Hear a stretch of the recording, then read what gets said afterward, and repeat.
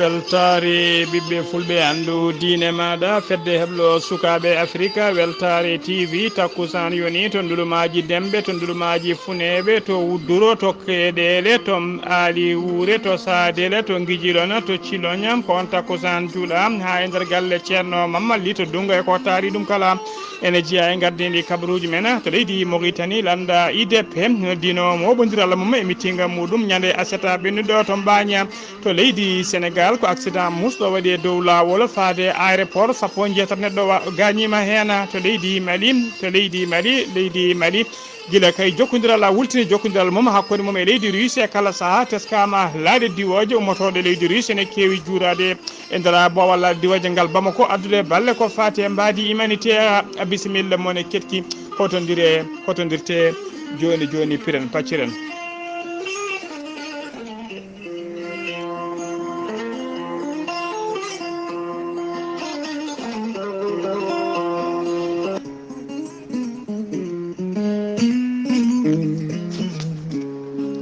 ceerno jibisi ko wittiyanke leɗɗe ko safriyanke safruji fina tawa ceerno jibisi ko jaadino ɓalawal danwal kala labdo reedu malaɗo wune ceerno jibisi ene safra rafiji kewɗi ɗi jiida cirolo ceerno jibisi ne yawrane wonduɓe kista fibrom dogam sita rewɓe ronkoɓe sowade rewɓe dartoraɓe sattoraɓe dewle ceerno jibisi ene yawrane ɓen ustaraɓe goragu e yawɓe yitade koye mumen ceerno jibisi ene yawrani ɓen sattoraɓe dewle ene yawrani kadi worɓeɓe arsigaji men kippi ceerno jibisi ne jogui leɗɗe fannuji tati hen fannu goto so tawi a hutorima ɗum fodde sappo e jeenere fin yaltayma ha laaɓa fannu goɗɗo so tawi a hutorima ɗum fodde sappo e tati rafin yaltayma ha laaɓa fannu mbiɗen fannu goto ko sappo e tati rafin yaltayma ha laaɓa fannu ɗiɗaɓo sappo e jeenere fin yaltayma ha laaɓa fannu tataɓo waddete koye gawri samme gawri ndemiri walla gawri ndemiri so tawi a waɗi no wirumani fodde temedere rafi ene yaltayma ha laaɓa ceerno jibisi so to yannama ka miskino safruma ha mbiya weng taw hay mbuɗa yoɓani so wona wonduɓe borogalla walla ɓe seeɗiniji bahlidi hoore mum ha haɓɓa ceerno jibisi ne andina dendagal kilineɓe mum oɗo saaha kala tawate ko nder leydi Sénégal e ñalawma hande o mo tawe to Wourossogui waɗɗani kaare furo Wourossogui lawol faade ogo e sara ma tawmo étage goto étage ne huccidiri e bamule wuuro ngo ko ɗon tigui ceerno jibisi tawate ñalawma hande o ceerno jibisi ko bawɗo listihara so tawi jiɗɗa wanedo listihara ko indema inde nenema dokkatamo haala ko wonema ha mbiya yoni listihara to leydi Sénégal ko temedde nayyi mbuɗu so tawi ko leydi Mauritanie ko ujunere mbuɗu uguya so tawi ko leyɗele takkiɗe leydi Sénégal ko temedde nayyi CFA ceerno jibisi ne wiya ɓen yiɗɓe neldude haalisaji waɗede listihara numéro makko téléphone weeva e orange money kala ko 77 653 03 67 so tawi ko yiɗɓe hebbemo to banggue appel e nder leydi Sénégal ceerno jibisi numéro mum ko 78 163 24 82 so tawi noon ko yiɗɓe haaldude makko jokkodire makko to ɓanango WhatsApp ko numéro makko leydi Mauritanie téléphone makko ko 47 22 80 84 ceerno jibisi ne wiya dendagal wonduɓe rafiji membiɓe ha tampi yaaɓe to docteur eɓe ene membi ha tampi jokkodire ceerno jibisi joni jiiha hoorema hano hannirta ni ceerno jibisi ne wiya on kala to mbawɗon wonde e kala to mbawɗon wonirde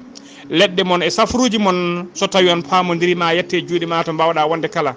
ceerno jibisi ne andina kilineɓe mum base mum tawateɗon Nouakchott ne golla hano hannirta ni ene tawe ɗon min yi kono wiya ceerno Alassane Sy numéro mum téléphone ko 00 222 32 62 04 99 walla mbaɗa 48 10 00 13 ceerno jibisi ko labɗo reedu malaɗo wune mbadden dando faade makko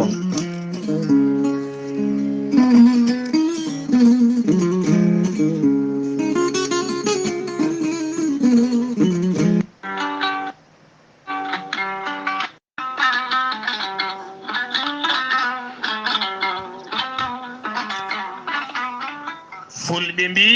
kala ko ɓooyi juuti Allah ne wela gongane tawa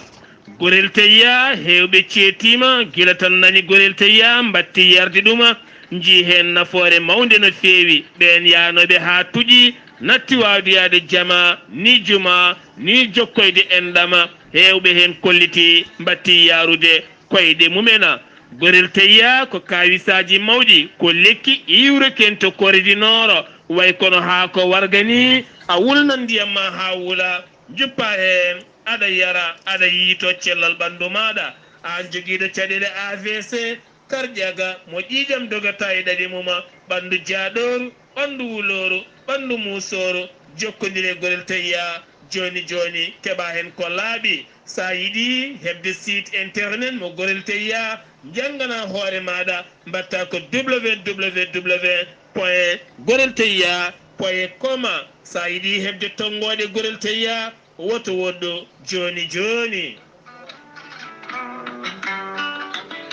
so tawi koto leydi Sénégal gonɗa jokkodirta koye Mamadou Ngayda mbatta ko 00221 77 128 23 46 so tawi gonɗa koto leydi Mauritanie jokkodirta koye Boy Niassa mbatta ko 00222 47 85 20 96 so tawi gonɗa koto Côte d'Ivoire jokkodirta koye Hamidou Ba 00225 01 53 11 51 54 so tawi koto États-Unis de Amérique gonɗa Abou Sow Kawral Fouta Business plus 1 34 77 01 56 77 so tawi gonɗa koto leydi France jokkodirta koye Harouna Ngayda 00 336 50 99 64 43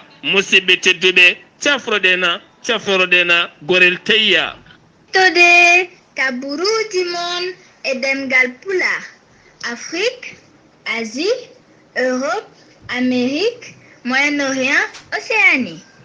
jam ñalle mon musidɓe tedduɓe eɗen gone mawnde 16 lewru bowte hitande ujunnaji ɗiɗi e nogas ɗiɗi habaruji men e ɗemgal pulaar e sote ko musidɗo mon sehil mon Ghalii Abuu Bah to karallagal ha mbawon yiiden to banggue YouTube ko miñ men sehil men Saydou Abou Bah kabaruji men kabaruji dottaɗi ñalawma hande o hon to leydi Mauritanie ñande aseta ɓennuɗo o landa wiite ka l'IDP woni IDP ɓe erinoma tendagal yimɓe mabɓe yiɗɓe mabɓe yaadi mabɓe kala e yimɓe kadi yiɗɓe tawtude landaka ɓe mbawi tigui erade ɓe kamɓe kala ɓe mbawi wadde potitel mabɓe to mbaña ɗum noon hewɓe hollirama notitima hen ɓe mbaɗi toon kadi mitinga mawɗo no fewi hono Bokuma Oumar koye mawɓe landaka tawateɗo toon to mbawi ko kanko kadi woni deuxiéme tawa ko kanko woni arno deuxiéme e sumgoji législative bannoɗi to bannoɗi ndera leydi he to mbañi on noon o waɗi tigui waɗino kuccodiral muɗum e jaydiyankoɓe ko ati oɗon meeting hollirde kayim holko saabi e oɗo saaha joni ɓe mbaɗa oɗon meeting e ngal ɗon moɓidel o wi noon yidde kay o wi tigui woni mujiba meeting o ko erade dendagal yimɓe yiɗɓe kay yaadiɓe landaka e yimɓe ene yiɗɓe kay nadde landaka ko ɗum woni mujiba o heblanade ko fate sumgoji tijjaɗi taw ko sumgoji tijjaɗi en 2023 kanko Bokuma Oumar tafsir ko bagodinnajo ardi kanko kono noon ardi toon ardi délégation garɗo toon o ko biteɗo ko ardi délégation gardiɗo toon landaka ko biteɗo Senghota Ousmane Racine kañum woni cikko hoorejo landa IDP kanko ko député kadi de l'Assemblée nationale mo leydi ɗi ene tawtora délégation kadi Basileya Ali ko député mo kay haydi ko membre bureau politique landaka délégation o noon umurno ko nakchat kabaruji men ɗemgal pulaar to leydi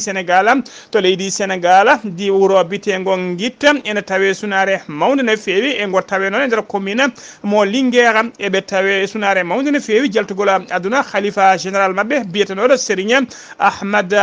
Seydi Ahmad Dama Gadji o yaltiri aduna noon ko duuɓi 98 o yalti aduna koto leydi Italie oɗo saaha kala ko toon wonno o wonano karɗo cellal ɗiɗo duuɓi kala ko Ali Gouya Ndiaye kañum tigui ɓayini kabaru o wonde ka jaltugol makko aduna o holliri hen kadi sunare makko mawde no fewi o dunima dendagal ɓesgu makko kala kala ha joni ko leydi Sénégal to Thiaroye boy jinne ko nde neddo wite non wona boy jinne gandaɗo on non kewde dogde kala saha e kasoji wona on ko tokara makko on ne wite ko boy jinne taw oɗo boy jinne non ko kañum tigi tawa kadi ko kañum ko tañuma tawane habbi boggole yeddande mum ne habbe giriji magasin goto to Thiaroye ene wasi fittane mum woni tigi ene warti e oɗo saha joni noon losgoji nana jokki hen beele ne ande kay so tawi ko bartiɗo walla so tawi ko bartiɗo holko saabi omo watto oɗo boy jinne noon kañum dartotono ko fewnude sakko saji bonɗi e sakuji ene yeyta o yaltiri aduna noon ko duuɓi capanɗe jeetati o yaltiri aduna ko duuɓi capanɗe tati e duuɓi joyyi ha joni kabaruji men nder leydi Sénégal e dow lawol aéroport taw lawol aéroport nokku sarata to wiyete pat doa tato wiyete pat doa sans pat doa aéroport ete waɗɗani kadi auto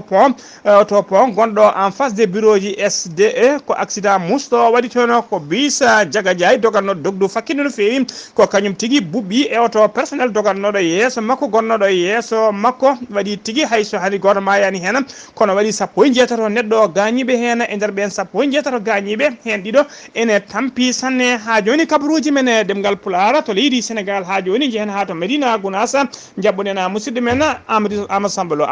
assalamu aleykum no wowi wadde kala hitande sondu ngu ari ceerno Amadou Tidiani Ba haalima teddude Madina Gounass en heewi wadde guesa wonande makka ha e guerte ha e maaja wonande guesa guerte ba so yeehi ha ndungu silti ha guerte ɗe dugga ha guerte ɗe duggama kono kadi ɗe jowama waɗama kadi sincuji mawɗi diwan Fass Gounass e gardugol ceerno Habibou mo ceerno Amadou Tidiani Fass kamɓe kala keewi arde ɓe lappa guerte ɗe nonne kadi oɗo talata jawtude ɓe kerni toon to Fass Gounass e diwan muɗum ɓe mbalti ɗo e nder wuttude ngo Madina Gounass ɓe pini alarba kamɓe kala ɓe jaaɓani toon de guesa ceerno hedde kiloji 3 ha 4 hakkude wuttude ngo Madina Gounass guesa ba tawde ko funnague wuuro teddugo Madina Gounass hakkude mum e Dakar nonne kadi nde ɓe jetti ɓe mbawi lappude guerte lappugol moƴƴol bangol fayida sanne nde wiyete 1 heure ha 2 heures tawa ɓe gayni lappude guerte ɗon tan yoga e yimɓe wuuro ngo wonande worɓe dawi toon kañumen kadi mbawi fuɗɗade ƴarade guerte o onne kadi tawatkala machallah yimɓe kadi dawi dawol timmugol payidingol ha joni gam ƴukkude ƴaragol ɓene ƴaaro enen gone dow sarataji ɓen gabbe dow leɗɗe ene ƴaaro ene kemne ene ƴaaro ƴaarol bangol fayida sanne kono kadi ɓe hen ene kocca guerte ɗe ɓe en ndendina gooji ɗi ɗum fode gam etade timminde yalorde e timminde golle ɗe ha joni noon golle ɗe onko heddi hen seeɗa kono bandiraɓe kala ene jotti tawde toon ha timma e dow jaam e cellal e kisal woni ni bandiraɓe kala weltare kono kadi woni ni bandiraɓe Fass Gounass naɓe weltare mawde ñagade Allah kadi nde Allah rokke tawtude kadi sahaji goɗɗi ɓe mbawa kadi hitande arɗo e guesa ceerno Amadou Tidiani Ba wawde lappude guerte taw lappugol timmugol bangol fayida sanne ɗum ko weltare mabɓe ɗum kadi koɓe ñaaji ceerno kala hitande on fannu kamɓe kedata hen ɓuuri gon kadi wawi jaɓɓadeɓe banggue ñamdu banggue yardu kono kadi jaɓɓadeɓe ha e dusteɓe ha mbawi hodde nokkuji mabɓe bandiraɓe kala bertimi hen sanne ko monsieur on Amadou Samblo Madina Gounass fewde e weltare ɓiɓe fulɓe andu dinema allahumma amina Amadou Sambalo eɗen mbiya tan tampanɓe ceerno ɓe kala yo Allah yoɓɓe jobdi moƴƴiri ceerno ne yo Allah junnu balɗe makko moƴƴina battane makko allahumma amina kabaruji men ɗemgal pulaar ha joni to leydi Sénégal seno mbima tan Madina Gounass waɗɗani Ziguinchor jaɓanen Ziguinchor jabɓoɗen musidɗo men seydi men Amadou Isaga Kébé salam wa rahmatullahi taala wa barakatuh Ghalii Abuu Bah salmitama e dennangal hettotoɓe weltare TV kabaruji garanɗe ɗo e nder Ziguinchor Birama Seck o ari ɗo e nder Ziguinchor journaliste ji namdimamamo o wi yo yimɓeɓe gandu kalis baɗanoɗo e Covid-19 président de la république milliard uji tottuno ministére uji mum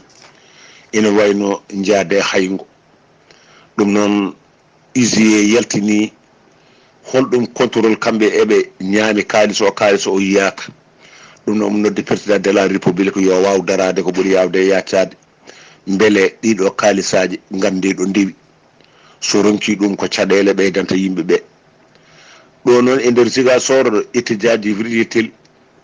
kamɓe de ɓe mbaɗi grève ma won lewru ɓe kolliti goho ɓe ngala jangguinoɓe ɗiɗi ɓe ngala bourse tati kamɓe de ina wayno condition ala soɓe jangga nayyi ɓe janggat ko mecce soɓe jalti ala ɗoɓe mbawi gollade so wona ruttade jooɗade fewta e batte golle galle ɗum noon yo nattu ko ɓuuri yawde yaccade so ronki ɗum ɓe duttata koye école o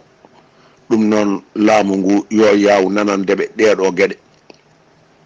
kamɓe ɓe kaali ɓe jiiɗi ko ballal umarade président de la république yo walluɓe ko ɓuuri yawde e yaccande wonno lewru no wurno eɓe jooɗi ɓe janggani ɗum ɗo ko perde mabɓe wonata ɗum ɗon étudiaji fof ina jangga kamɓe eɓe jooɗi ɓe janggani ɗum noon yo laamu ngu waw walludeɓe ko ɓuuri yawde e yaccade so tawi en ummima ɗon eɗen gandi guerre mabɓe o fodde lewru ɓe mbi so tawi laamu ngu jabaki ina wayno école aji gonɗi ɗo ɗi janggata kamɓe fof koɓe yaltinoɓeɓe ndeɓe dawi fof ɓe jaltinaɓe ɗum noon jangde nde wasa wonde ɗum noon weltare tv musidɗo moon Ahmad Issa Kébé gorko mbotto jokkodirde e Ghalii Abou Bah kabaruji ɗo fo radio Zik FM yallo ko walde jam allahumma amina seydi Kébé golle ma jooɗi peewi kabaruji men e ɗemngal pulaar koto leydi Mali uddirten gila kay leydi Mali hultini jokkodiral mum e gollodiral mum moƴƴal hakkude leydi Russie teskama e kala saaha laamu leydi Russie ne adda balle mum paytunde no feewi e oɗo saaha joni jokkodiral ngal wona tan to banggue koniyankagal ko banggueji kala ha tengti to banggue humanitaire kala saaha teskama tigui Moscou ne rimda avion ngaji taw ko ɗi hinde cargo ha mbiya dakka marchandise uji guila e gueɗe guura ha e gueɗe ɓuuri harjinede wawa nuldade nder leydi he tawa kadi fayi koye population ha tengti noon e ɓuurɓe miskinede e ɓuurɓe harjinde e oɗon kaɗon guura e ɗiɗon matériel uji si ñande ko sakkiti noon balle cakkitiɗi ɗon laaɗe diwa cakkitiɗi yettade e nder leydi he noon ko ñande sappo e ɗiɗi lewru octobre laaɗe juurinoma toon e gaddi guuram e ñande sappo e lewru décembre e ñande sappo e sappo e nayyi lewru décembre gonɗen ɗum laaɗe cargo mbawi tigui juurade ɗon tawɗi umri ko leydi Russe eɗe gaddi ballal e guura kewka no fewi faade ɓesgu leydi Mali musidɓe tedduɓe gasi ha laaɓi ceer ko ɗum ɗo wonno tonguɗen kabaruji men ɗemgal pulaar e sawto he ko musidɗo moon sehil moon Ghalii Abou Bah taw konngol mum ne ɗo fo e lawol ummade Nouakchott faade wuuro men Likseyba gorgol kabaruji ɗi ko kabaruji dottaɗi nde wonno no mbiɗen ni koye lawol gonɗen ɗum noon ketki malaki jaam yo jaam Allah jogomi jogo on to karallagal ko Saydou Abou Bah ene nangani en to karallagal to ko Saydou Abou Bah to Madina Gounass ko Amadou Sambalo so tawi noon koto Ziguinchor ko Amadou Issa Kébé kerki malaki jaam yo jaam Allah jogomi jogo on